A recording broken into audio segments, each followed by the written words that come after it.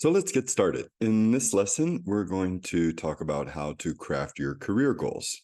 This is really important in your job search, and we use the principle called begin with the end in mind. How to craft your career goals. Begin with the end in mind. Let's start by why it's important that you have a career objective. By keeping the end clearly in mind, you can make certain that whatever you do on any day doesn't violate the criteria that you've defined as being important. So start with a clear understanding of your destination. Just as you would when planning a trip, start with the destination. And you will be truly effective only when you begin with the end in mind. Once you have a sense of the objective, you have the essence of your own productivity. You have the vision and the values which direct your life. Just a note here, even then, you will still want to review regularly and make minor changes as the years bring additional insights or changing circumstances. Writing or reviewing a career objective changes you because it forces you to think through your priorities deeply and carefully and to align your behaviors with your beliefs. Seeking clarity keeps you engaged, growing, and fulfilled over the long haul. On the flip side, a lack of clarity is strongly associated with neuroticism and negative emotions. You need to have unambiguous and challenging goals. So here's some guidelines on how to go about setting your goals.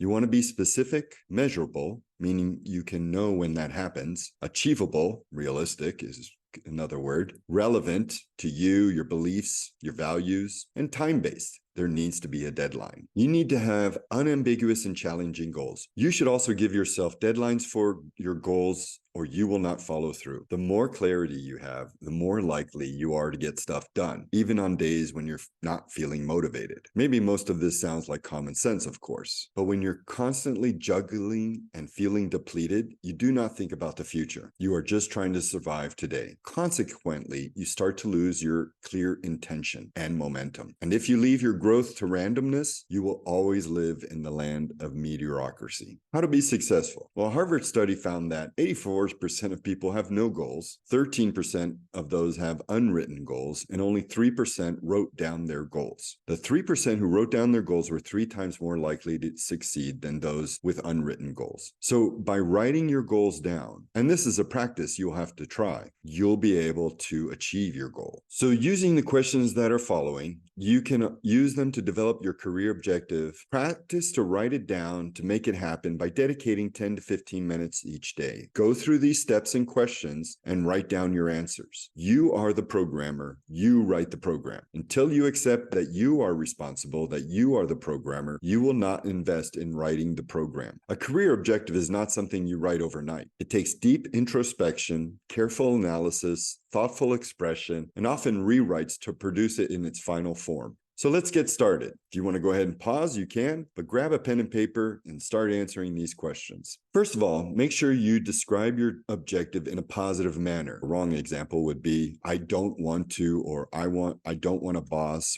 who is toxic. I don't want. Saying what you don't want is not it. You need to state what you want. I want. And you can think of it in this way. What do you want in your next role? For example, in terms of the team, the environment, the work, the fulfillment, your respect, your development, your learning, etc. In the same way, what will all this bring you? By getting this job, what will you get? Maybe more money, a possibility to travel, whatever it is. Responsibilities, part of your career. And finally, why is this important to you? Maybe based on your beliefs or your values, your vision. Trying to imagine ourselves in the future with great clarity is hard work for anyone. Lots of people think of themselves constantly, but much of that thinking is just negative, repetitive thoughts. I want you to imagine a positive version of yourself in the future and then actively engage in trying to be that characteristic. Start now. Don't wait to demonstrate a characteristic. Live into your best self now. Question number 2, how will you know when you've reached it? How will you feel about it? What will have changed in your behavior or your environment? Think about also what target salary you have in mind. And if you haven't already, do some research. By beginning with the end in mind, it's based on a principle that all things are created twice. There's a mental or first creation, and then there's a physical or second creation to all things. Each day you go to the construction shed and you pull out the blueprint to get marching orders for the day. That's why you need to write down your objective. Question number 3 is, how far is it achievable? Meaning, if I was to ask you on a score of 1 to 10, where would you score score this, 1 being less achievable and 10 being most achievable. Go ahead,